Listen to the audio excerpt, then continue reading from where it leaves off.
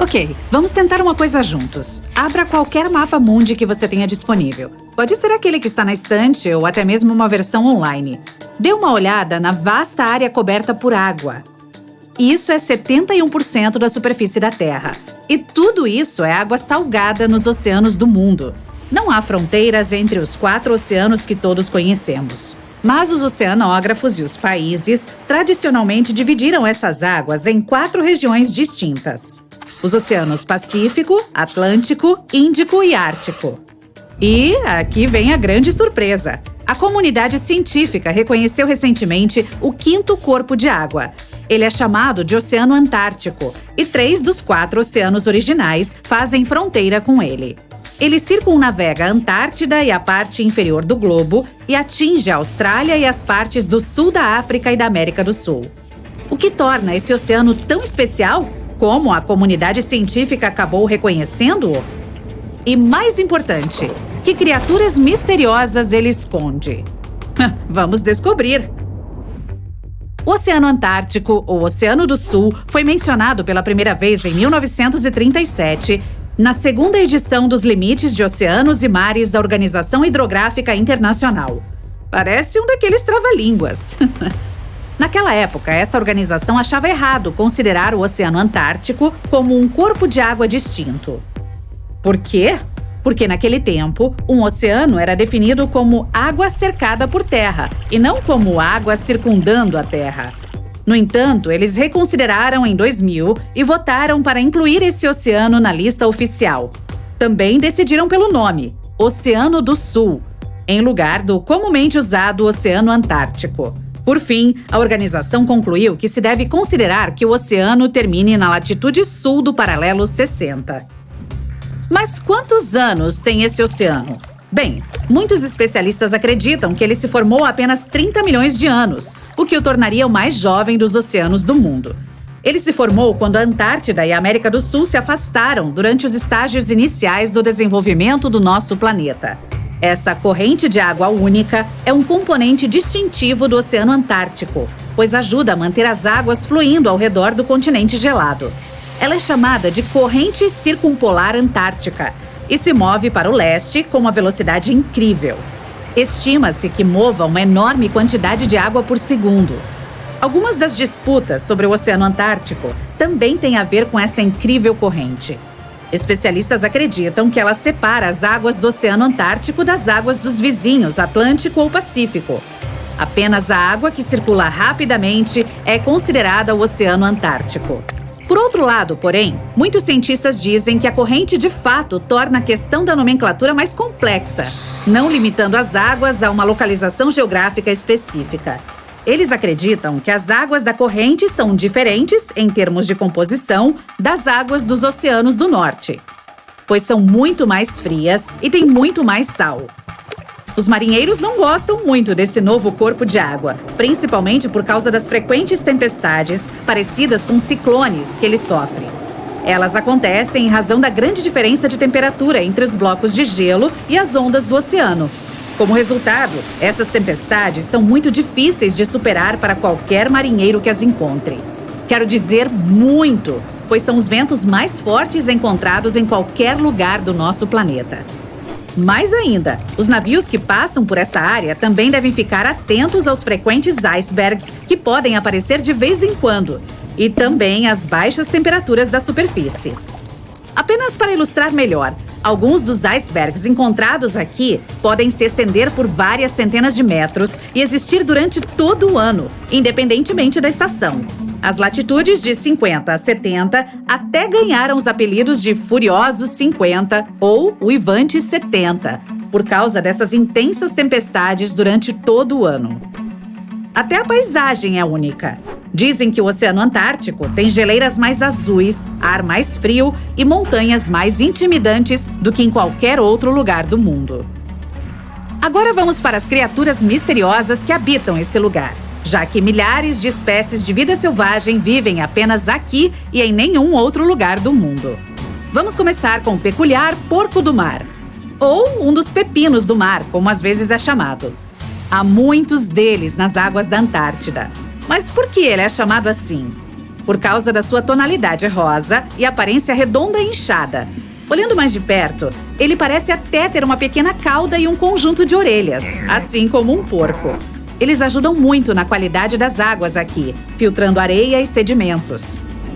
Depois, há os caranguejos yeti, que vivem no fundo do mar Antártico. O Oceano Antártico é um ambiente de água fria, mas os caranguejos são mais adaptados nas águas mais quentes. Então, eles se reúnem em torno do calor produzido pelas aberturas vulcânicas e obtêm o calor e a comida necessários. Você pode encontrá-los em grandes pilhas, uma em cima da outra, literalmente preenchendo o espaço nas aberturas dos respiradouros. Já viu um peixe que é completamente transparente? Você teria que ir até essas águas no sul, mas eles existem e são simplesmente chamados de Chanistidai. É possível vê-los por dentro, pois são completamente transparentes por causa da sua pele transparente e porque não têm glóbulos vermelhos. Seu poder especial é que eles podem usar anticongelante para evitar que seus corpos fiquem sólidos nas águas frias do Oceano Antártico. Em vez do sangue padrão e mais espesso, o vermelho com hemoglobina, eles têm um sangue mais fino que se move mais facilmente por todo o corpo, dando-lhes os nutrientes e o oxigênio tão necessários. Agora, existe um monstro escondido nessas águas? Algumas pessoas acreditam que seja o caso. E graças a pesquisas recentes, temos até filmagens disso. Alguns pesquisadores australianos se depararam com um monte de criaturas de aparência estranha que estavam nadando perto do fundo do mar do Oceano Antártico. Esse peixe rosa, com a aparência de uma bolha, parecia ser impulsionado por um pequeno par de barbatanas. Para se ter uma ideia, era como um frango antes de ser colocado no forno. Eu não tenho certeza se eu ainda quero saber como é isso. Eles levaram algum tempo e muita pesquisa para identificar o monstro, que é uma espécie tímida de pepino do mar, mais conhecida por seu apelido criativo: o monstro da galinha sem cabeça. Sabemos que essa criatura existe desde o final de 1800, mas quase nunca a vimos. E só gravamos uma vez antes, quando foi vista no Golfo do México, que fica bem longe das águas da costa leste da Antártida. Sabemos poucas informações sobre essa criatura, como quantas delas existem em nossas águas e como vivem, comem e se reproduzem. Você já ouviu falar do pinguim imperador? Ele não é uma espécie de pinguim que por acaso tem uma coroa na cabeça, se é isso que você está pensando. Mas é um daqueles pinguins que habitam esse local específico e também são os maiores da sua espécie. O que os torna especiais é que eles fazem suas colônias no gelo marinho e a maioria deles nunca pisa em terra. Mais ainda, os pais pinguins perdem quase metade do seu peso enquanto incubam os ovos. Eles também são nadadores fascinantes, capazes de mergulhar mais fundo e por mais tempo do que qualquer outro pássaro, até 213 metros. Sem mencionar que eles podem ficar submersos por até 18 minutos de cada vez enquanto coletam comida. Ainda temos que descobrir todos os segredos do misterioso Oceano Antártico, mas está claro que ele é o lar de alguns ecossistemas marinhos únicos e frágeis. Reconhecê-lo como um novo oceano pode ser uma forma de chamar a atenção do público para que ajude na sua conservação. Este é um dos locais mais intrigantes do mundo. Coberto pela escuridão e quilômetros abaixo d'água, esse ambiente hostil abriga algumas criaturas e fenômenos estranhos. Estamos falando da Fossa das Marianas, a fossa oceânica mais profunda da Terra, e talvez por isso a mais difícil de se explorar. As condições são arriscadas, então não é possível explorar o local sem equipamentos apropriados. Mas o que aconteceria se jogássemos uma bola de aço lá dentro? Vamos começar conhecendo um pouco mais sobre este lugar. Como é que se descobriu este buraco profundo no oceano? O HMS Challenger identificou ele em 1875. O navio tinha equipamentos avançados para a época, mas não eram suficientemente bons para explorar totalmente o local. Algumas décadas depois, em 1951, outro navio, o HMS Challenger 2, voltou à localização melhor equipado. A embarcação tinha uma ecossonda e conseguiu tirar medidas precisas do que parecia ser o ponto mais profundo da superfície do nosso planeta. Se pudesse olhar para a fossa em uma imagem 2D, você veria que ela mede aproximadamente 2.500 km de comprimento por 69 km de largura.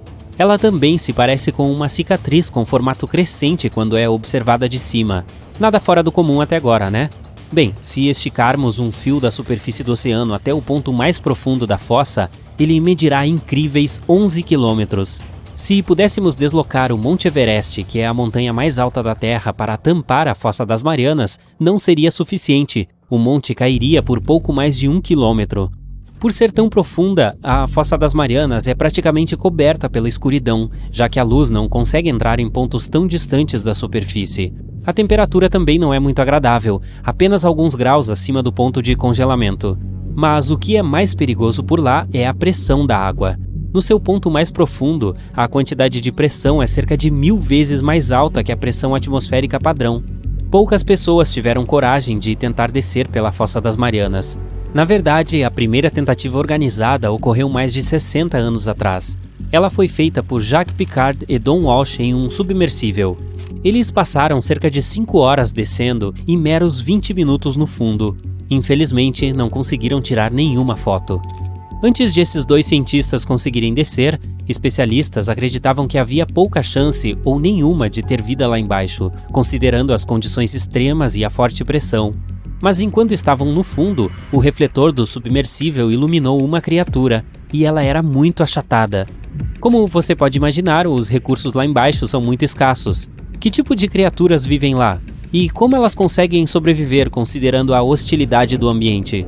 Surpreendentemente, há muitas espécies vivendo na Fossa das Marianas.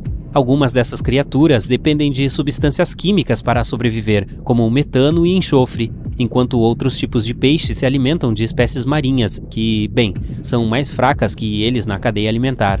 As criaturas mais comuns encontradas lá são os xenofóforos, antípodes e pequenos pepinos do mar. Alguns se adaptaram endurecendo a pele, usando o alumínio presente na água do mar.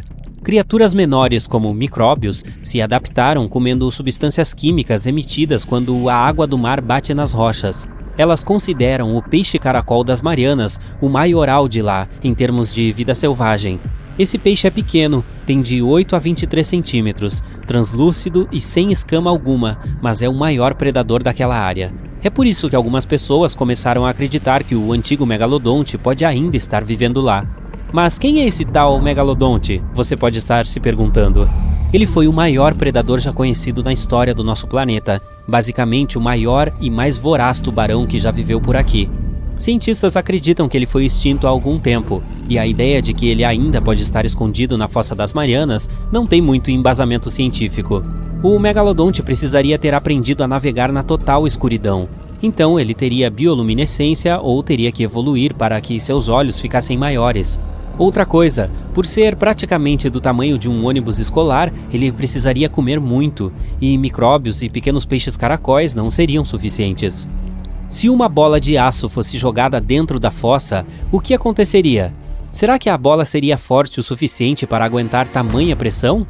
Vamos fazer uma análise científica aqui.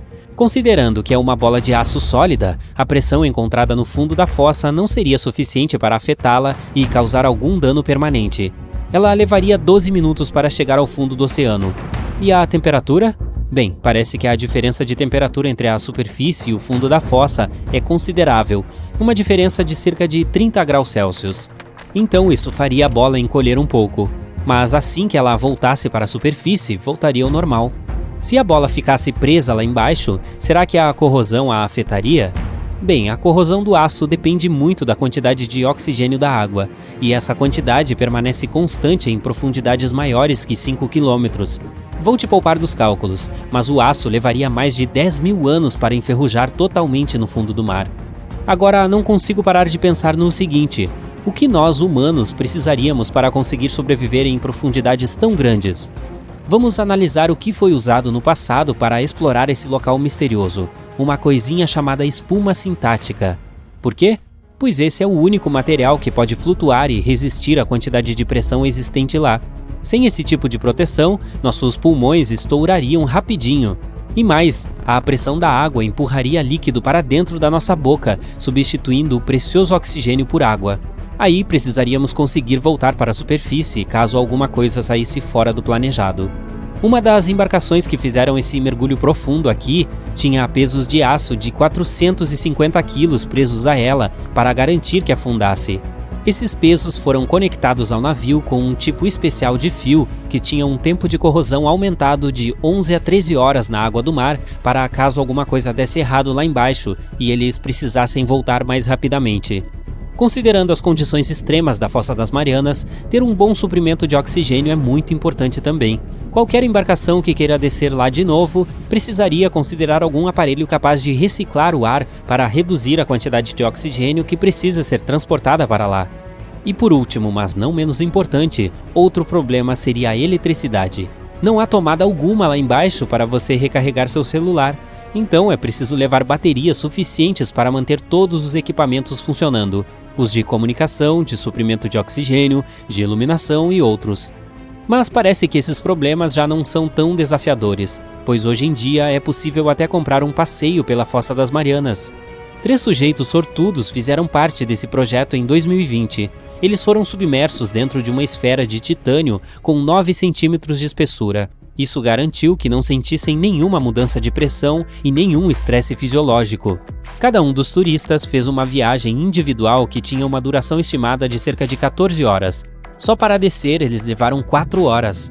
Assim que chegaram ao fundo, tiveram a chance de ver algumas das criaturas mais extraordinárias do planeta.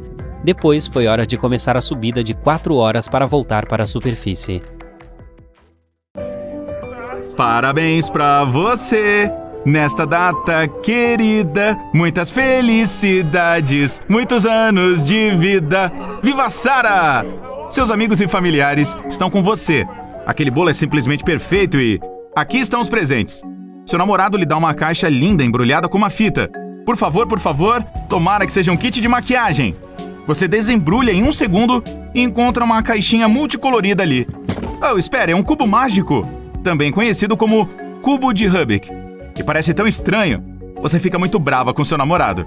Ele poderia ter dado um cachecol, uma joia, talvez uma caixa do seu chocolate favorito, mas um cubo mágico? Sério? Seu amor não percebe sua decepção e explica que seu cubo é do tipo 1 por 1. A parte divertida disso é que ele está sempre na posição de resolvido. Parece bastante simples e direto, mas alguns cubistas dizem que é o mais difícil de resolver.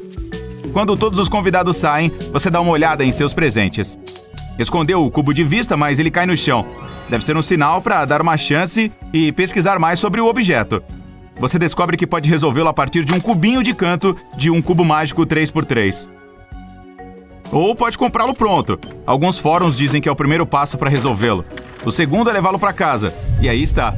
Você acabou de resolver o cubo 1 por 1. Mas pode ser tão simples assim? O cubo de Rubik, ou cubo mágico 1 por 1, ou 1 por 1 por 1, foi inventado no final de 1800, antes do original.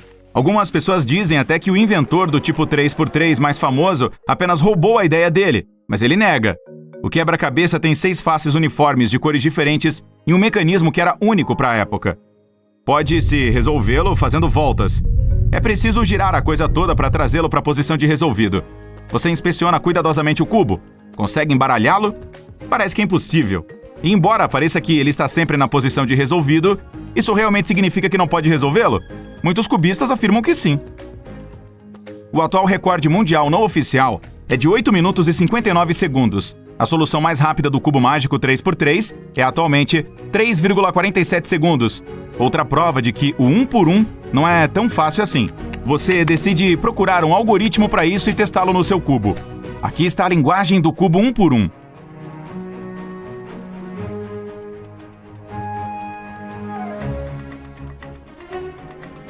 Agora é preciso praticar a rotação do cubo. Você tem que soltá-lo com uma mão e girá-lo com o pulso da outra. Não é fácil quando se é iniciante, mas você chegará lá. Depois de girá-lo, coloque a mão livre de volta nele e segure novamente com a outra. Você praticou o suficiente e sente que está pronta para o algoritmo. Aqui está como funciona. Leve a face superior para trás, traga a face da direita para frente. Faça isso 2 vezes. Mova a face frontal para baixo à esquerda. Mova a face frontal para baixo à direita. Você está indo muito bem, continue. Leve a face superior para trás. Ela vai girar a coisa toda. Traga a face da direita para a frente. Mova a face da esquerda para a frente. Perfeito. Agora você terá que girar a face da direita para frente 3 vezes. Gire todo o quebra-cabeça trazendo a face superior para trás.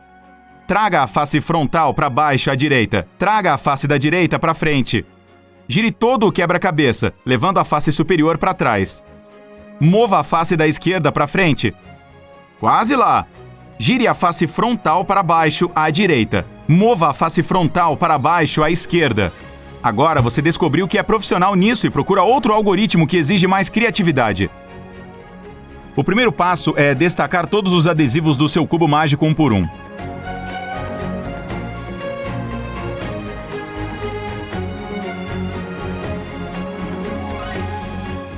O segundo é colorir as faces vazias com qualquer cor que desejar.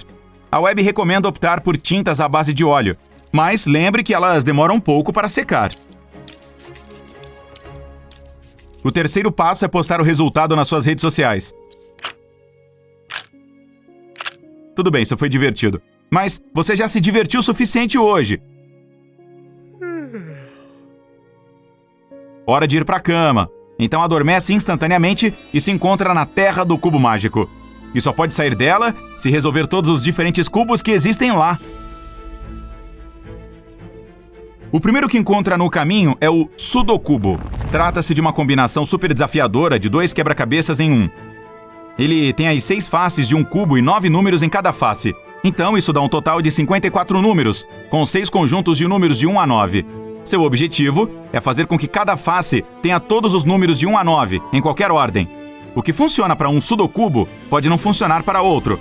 Você não consegue resolvê-lo por conta própria, então pede algumas dicas. O Sudocubo explica que o segredo é dominar as técnicas do cubo mágico e resolver o Sudoku.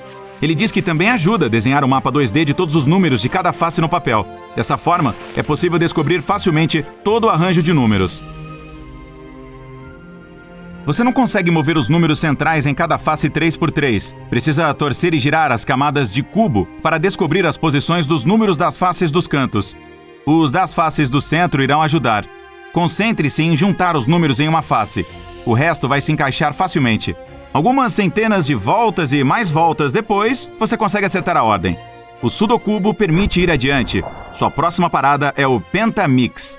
Este monstro é provavelmente o cubo mágico mais difícil de resolver do mundo. Ele é composto por 975 partes individuais e tem mais de 1.200 adesivos. Levou 75 horas para ser construído e provavelmente levará muito mais tempo para resolver. Você decide fugir dele, mas esbarra em si mesmo. Este é um cubo de espelho, com toda a sua categoria. Ele não tem adesivos coloridos e é composto por peças de diferentes formas e tamanhos. Pode-se resolvê-lo da mesma maneira que um cubo 3x3 normal. Então é preciso se lembrar do básico que aprendeu há muito, muito tempo. Você começa a resolvê-lo. 2 horas depois, o cubo se cansa de você e lhe permite passar para o próximo. Este é algo diferente, o Master Morphix. E é em forma de triângulo, e pode ser de 1 ou 4 cores. Ele tem 4 faces em forma de triângulo, com uma peça central cada. Pode-se girar as peças centrais em 180 graus. Você fica realmente confusa com este, mas o cubo explica que poderia ter sido pior. Quanto mais alta for a ordem do Master Morphix, mais difícil será de resolvê-lo. O próximo parece um cubo 3x3 normal, mas ele pode realmente ser tão fácil? Bem, você pega e começa a mexer nele. Caramba! O que acabou de acontecer? De repente ele se transformou em uma forma de estrela.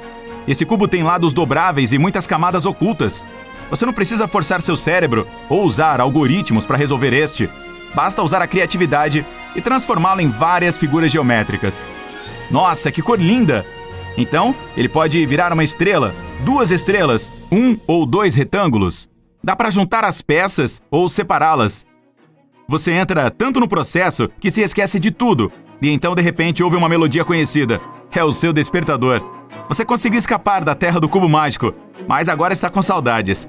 Então vai para a internet e digita os cubos mágicos mais incomuns. 10 minutos depois, recebe o retorno da sua busca e aparecem 11 novos quebra-cabeças. O que começou como um presente de aniversário ruim se transformou no seu novo hobby favorito. Bem, que tal esse? Um feixe de luz elétrica fura a escuridão sobre as águas calmas do Oceano Atlântico. O Titanic segue silenciosamente abrindo caminho através das ondas. Seus passageiros estão dormindo quando, de repente, um contorno branco monstruoso é iluminado pelo feixe de luz. O fatídico iceberg está prestes a rasgar a lateral do lendário navio. –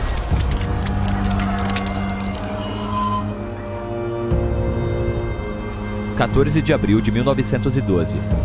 Apenas 2 dias antes de alguém tirar uma foto de um iceberg gigante com uma forma elíptica bastante incomum. Acontece que esse iceberg provavelmente se formou da neve que caiu há 100 mil anos. Os pesquisadores usaram modelagem computacional para descobrir sua origem. Eles usaram dados de 1912 e adicionaram algumas novas informações sobre ventos e correntes oceânicas, e concluíram que o iceberg provavelmente fazia parte de um pequeno aglomerado de geleiras no sudoeste da Groenlândia. Hoje em dia, é possível calcular as rotas de icebergs, mesmo no passado. O infame pedaço de gelo estava a caminho da Groenlândia para uma área mais ao sul de Cornualha. Se o navio tivesse partido apenas 2 dias depois, o iceberg teria se afastado do ponto em que eles colidiram. No início, o peso do iceberg mais famoso do mundo era de 75 milhões de toneladas. Com o tempo, foi derretendo lentamente. E quando afundou o Titanic, seu peso era de apenas 1,5 milhão de toneladas. No momento da colisão, provavelmente já estava derretendo há meses, mas ainda era enorme. Quando o Titanic afundou, o iceberg tinha 120 metros de comprimento e 30 metros de sua superfície estavam acima da água. Algumas pessoas acreditam que foi uma superlua que causou o naufrágio do Titanic. Naquela noite, houve um raro evento lunar, algo que não acontecia há 1.400 anos. Em condições normais, o iceberg não teria se deslocado tão para o sul, sem derreter e perder a maior parte de sua massa. Mas a superlua pode ter causado uma maré excepcionalmente alta, que afastou o iceberg da geleira muito mais rápido do que o habitual. Existe um tipo específico de bactéria que consome lentamente os restos do Titanic. Corrosão do sal, correntes oceânicas, temperaturas congelantes e esse micro-organismo que come ferrugem podem consumir todos os destroços. A atriz americana Dorothy Gibson estava a bordo do Titanic. Ela sobreviveu e, quando chegou a Nova York, começou quase que imediatamente a gravar um filme chamado Saved from the Titanic. O filme foi lançado apenas 1 mês depois que o Titanic afundou. E no filme, ela até usou os mesmos sapatos e roupas que usava durante o desastre na vida real. O filme foi um grande sucesso naquela época, mas a única cópia conhecida foi destruída em um incêndio. 14 anos antes do Titanic afundar, foi publicada uma novela literária chamada Futilidade ou Naufrágio de Titã. Ela parecia prever todo o evento. O enredo teve como centro um navio fictício chamado Titã, que afundou durante uma viagem. O Titã tinha quase o mesmo tamanho do Titanic, e ambos naufragaram em abril. E também por baterem um iceberg. Tanto o navio real quanto o fictício eram descritos como inafundáveis, e ambos tinham um número legalmente exigido de botes salva-vidas, que, como se viu mais tarde, não era nem perto do suficiente. No filme, vimos algumas histórias de amor, mas elas também aconteceram na vida real no Titanic. 13 casais estavam viajando no Titanic como parte de sua lua de mel. Um dos casais era dono da loja de departamentos Macy's, em Nova York. Quando ficou claro que o Titanic estava afundando rapidamente, a mulher se recusou a entrar em um bote salva-vidas sem o marido. Mas ele não queria se juntar a ela enquanto ainda havia mulheres e crianças que ele acreditava que deveriam ir primeiro. Então sua esposa deu seu casaco para sua empregada. Ela insistiu que a empregada deveria entrar no bote salva-vidas e queria que ela ficasse agasalhada. Quanto à mulher em si, ela decidiu ficar com o marido até o fim. Algumas pessoas acreditam que a causa do acidente foi uma múmia e não um iceberg. Tudo começou por volta de 1000 a.C., com uma mulher misteriosa que vivia no Egito, na Cidade dos Ladrões. As pessoas sabiam pouco sobre ela, mas a chamavam de sacerdotisa. Sua múmia foi colocada em um sarcófago de madeira e coberta com uma grande tampa com a imagem do seu rosto e algumas inscrições místicas. Ela permaneceu escondida até a primeira metade do século XIX, quando um grupo de moradores locais a encontrou acidentalmente e não sossegou até que, ninguém sabe como, a múmia desapareceu naquele dia sem deixar vestígios. Algumas décadas depois, um grupo de amigos ricos da Inglaterra viajou para o Egito e encontrou o caixão vazio da múmia com a imagem da sacerdotisa, cujos olhos escuros pareciam estar olhando para o vazio. Eles decidiram comprá-lo, mas o comprador desapareceu na mesma noite antes mesmo de receber o caixão. Todos os membros do grupo sofreram alguns acidentes. O caixão mudou de localização algumas vezes, até que, como alguns acreditam, acabou no Titanic. Levou mais de 70 anos para que um submarino robô encontrasse as ruínas desse lendário navio.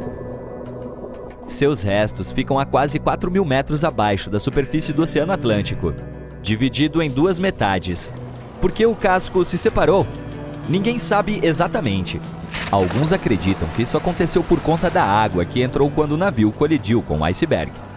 A pressão era tão poderosa que separou o navio em duas partes, começando pela estrutura inferior. Outros dizem que foi devido aos rebites do casco. Eles tinham uma alta concentração de escória ou resíduos de fundição, e isso é algo que pode fazer com que o metal se parta. O navio, de modo geral, tinha muitas falhas, começando com o design. As anteparas estanques não estavam completamente seladas no topo, permitindo que a água fluísse entre os compartimentos e, no final, afundasse a embarcação. O ferro dos rebites do navio e o aço do casco acabaram arruinados devido ao alto teor de enxofre, às temperaturas frias e às altas velocidades. O aço quebrou e os rebites saíram com bastante facilidade. Por tudo isso, o Titanic afundou 24 vezes mais rápido do que se poderia esperar. Se o navio tivesse atingido o iceberg de frente em vez de bater com o lado, teria provavelmente permanecido à tona. Porque os membros da tripulação não tinham binóculos, certamente isso teria ajudado a identificar o iceberg a tempo e talvez até fosse possível evitar o desastre. Mas os binóculos do Titanic estavam trancados em um compartimento. Apenas um membro da tripulação tinha a chave. E ele havia sido transferido do navio logo antes de zarpar.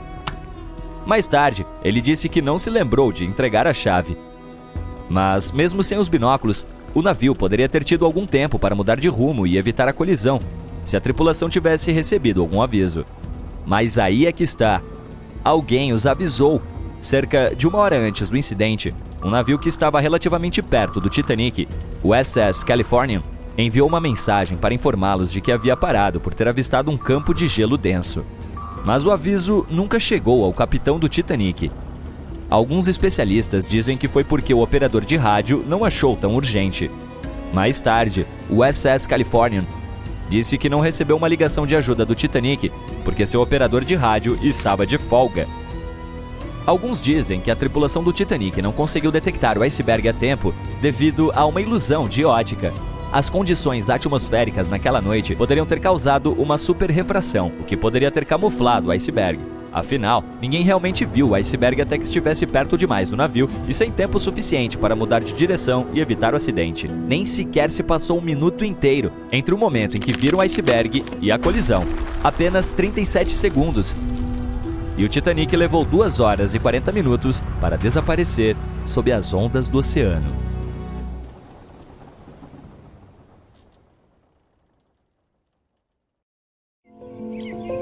Você está na grama, olhando para o céu azul, apreciando os pássaros cantando e pegando um solzinho quente. Você observa as nuvens de diferentes formas subindo lentamente, bem alto pelo ar. De repente, houve um forte estrondo vindo de longe. Ao se levantar, vê uma gigantesca nuvem espessa. Mas não é o tamanho que te assusta, é a forma. A nuvem parece uma caveira. Não se preocupe, isso não significa que algo de ruim vai acontecer. De qualquer forma, nem é uma nuvem. Há alguns anos, um crânio se formou a partir de uma fumaça espessa sobre o Monte Vesúvio, na Itália. Esse é o mesmo vulcão que apagou a antiga cidade de Pompeia da face da Terra. Claro, naquela época, muitas pessoas tinham medo de que o vulcão entrasse em erupção de novo. Felizmente, ele ainda está em sono profundo. Foi apenas um incêndio florestal nos arredores que causou aquela famosa nuvem de caveira. Mas os moradores não tinham tanta certeza disso. Alguns pensaram que o fogo e o crânio foram feitos de propósito. Não seria a primeira vez? Centralia, Pensilvânia. População. Bem, basta olhar ao redor. Parece um pouco assustador. Árvores nuas, sem animais, nada de pessoas. Todos os prédios estão vazios. As estradas, todas rachadas e cobertas de cascalho. Nada de carros, obviamente. Há uma fumaça espessa em todos os lugares. Essa cidade está queimando há mais de 50 anos. Centralia costumava ser uma cidade de mineração. Uma de suas minas de carvão foi abandonada e os moradores a usaram como depósito de lixo. Então, de acordo com a maioria das pessoas, a cidade decidiu se livrar do lixo desta maneira, queimando. O plano foi um grande fracasso. Vamos ver o que pode ter dado errado aqui. O fogo do lixo penetrou as profundezas dos túneis da mina. Começou a queimar o carvão, que ainda está lá embaixo, e continua a fazer isso sem parar desde então. O nível de dióxido de carbono disparou, e por segurança, eles tiveram que fechar as outras minas próximas. Ninguém conseguiu parar o fogo. As chamas subterrâneas se espalharam sobre a cidade. As estradas começaram a esquentar, o solo ficou ácido e as ruas lentamente se encheram de fumaça e poluição. Em 2017, havia apenas 5 pessoas morando lá. Bem-vindo ao Lago Abraham, no Canadá. Ele é completamente congelado. Você pisa no gelo transparente e olha para o que tem lá embaixo. Nenhum peixe, apenas algumas misteriosas bolhas congeladas. Elas parecem pequenas nuvens congeladas no gelo, ou águas vivas que se esqueceram de levar uma jaqueta de inverno. Existem milhares dessas pequenas bolhas, feitas de metano. Mas não tente cavar um buraco no gelo para tocá-las. O metano é altamente inflamável. As bolhas são formadas por bactérias produtoras de metano. Elas comem folhas, grama, insetos ou qualquer outro material orgânico que entra no lago. Quando o metano toca a água congelada, ele se transforma em dezenas de milhares de bolinhas congeladas. Quando o gelo derrete, elas se abrem e chiam. Lagos semelhantes podem ser encontrados perto de algumas margens do Oceano Ártico. Lá, o tamanho das bolhas pode atingir várias vezes o tamanho de balões de ar quente. Bonito, com certeza, mas não exatamente seguro. O próximo lago chocante fica na Indonésia, a ilha de Java. Você chega a um majestoso vulcão, coberto de grama e árvores. O vulcão parece estar adormecido, mas há fumaça saindo dele.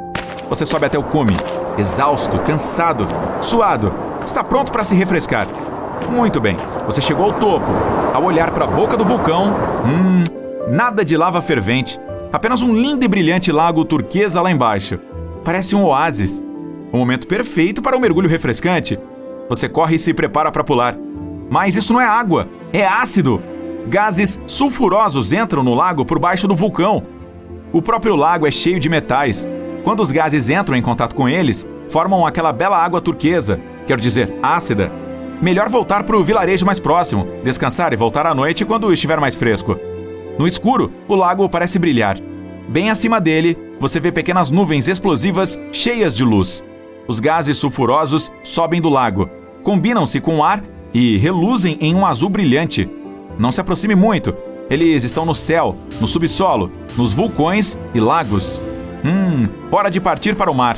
Você embarca em um iate e sai velejando. Não importa onde, este próximo evento acontece em todo o mundo. O mar está cristalino e calmo. Não há vento em suas velas. Tudo muito tranquilo. Mas espere, o que é isso? Você ouve um barulho super alto. 2 segundos depois, uma onda enorme, bem mais alta que seu mastro, surge do mar e atinge seu iate.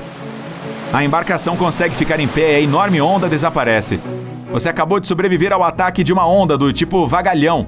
Alguns cientistas acreditam que isso acontece quando a corrente marítima da superfície se choca com um forte vento contrário. Outros dizem que isso acontece quando correntes quentes e frias se chocam. Outra teoria popular aposta na interferência de ondas. Pequenas ondas se unem para formar uma monstruosa. Sob certas condições, as ondas ganham uma espécie de super força. Uma onda suga a energia de todas as outras da área. Quando está cheia, a onda cospe tudo. Talvez por isso ela seja tão forte, mas dura apenas um instante. E que tal nuvens assustadoras? Bem, elas podem ser se forem enormes nuvens de tempestade, com paredes de cinza e uma escuridão bloqueando o sol, a lua e as estrelas. Primeiro você está relaxando no seu quintal, então vê nuvens de trovoada. Há tempestades, granizo, inundações e até tornados. Elas são fáceis de detectar graças à sua aparência incrível. Grossas, pesadas e escuras, podendo até brilhar por dentro por causa de um raio. Essa é uma nuvem de aparência assustadora, mas antes de você fugir, vamos ver como ela se forma. As nuvens são como montanhas russas. Imagine que você é uma pequena gota de água dando uma volta com seus amigos no oceano, esperando na fila para a nova atração que acabou de abrir. Está na hora. Você afivela os cintos, nada acontece. Então você sente. A montanha russa começa a subir, subir, subir. você consegue ver todos os seus amigos gotículas lá embaixo.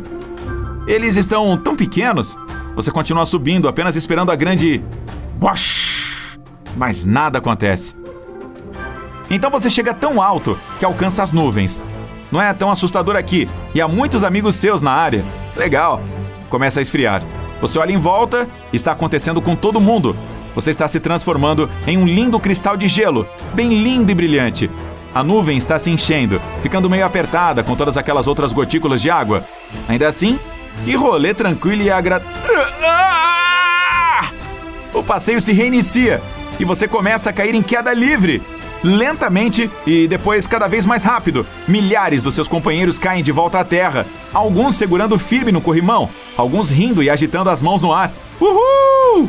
E splash! Apavorante. Ainda assim, gosto mais do rolê do relâmpago. É aquele em que eles te prendem, você sobe e depois brinca de carrinho bate-bate nas nuvens. Quanto mais vezes você esbarrar em outra gota de água, mais raios produz. Nem todos os raios acontecem dentro das nuvens. Há um fenômeno raro chamado tempestade suja. O relâmpago acontece acima de um vulcão, e o mais famoso é no Japão.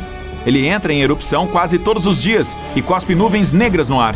São nuvens vulcânicas super assustadoras, além de relâmpagos. Uhul! Relâmpagos regulares acontecem durante uma tempestade, quando os cristais de gelo se chocam entre eles. Em uma tempestade suja, pedaços de cinzas vulcânicas colidem, criam atrito e iluminam o céu. Ok, melhor terminar a jornada com algo seguro e bonito. Chega de montanhas russas de nuvens, por favor. Você está no deserto do Atacama, no norte do Chile, um dos lugares mais secos da Terra. Mas esse deserto tem um belo segredo. A cada 3 a 5 anos, surgem flores do nada. É um fenômeno tão famoso que também é chamado de deserto florido. As sementes estão espalhadas pelo chão, apenas esperando um pouco de chuva. Quando o deserto recebe água suficiente, cerca de 200 tipos de flores brotam. As areias amarelas do Atacama ficam roxas, brancas, verdes e rosadas.